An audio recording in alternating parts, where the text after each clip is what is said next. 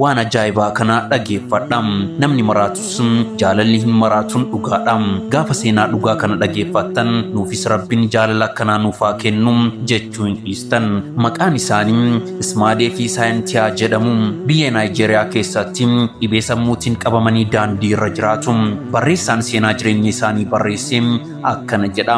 Ismaadee fi Saayintiyaan addunyaa dhuunfaa isaanii keessa turan. Haa maraataniyyuu malee walii isaanii fi tokkummaa isaaniitti hedduu boonu.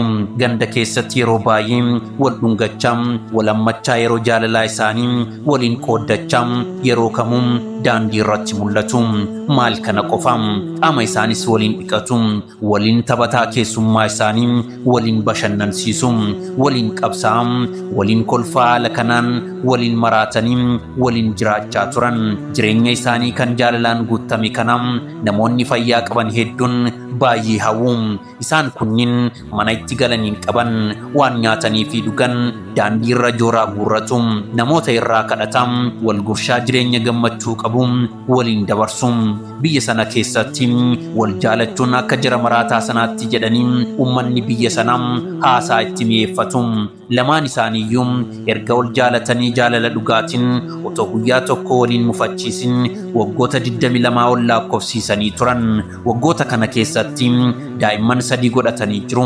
Daa'imman isaan argatan maatii garagaratu fudhatee guddifachaa jira. Waggoota 22 ol kana keessatti wajjin jiraatanii akkamitti daa'imman 3 qofa godhatan kan jedhu gaafii deebii hin qabne kan uummata biyya sanaati.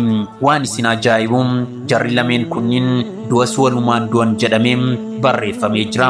Kana jechuun akkuma wal jaalatanitti Ismaadeen kan du'e adoolessa 24tti yoo ta'u, Saayintiyaan ammoo fulbaana 3 waggaadhuma tokko keessatti du'aan adda adda bahan.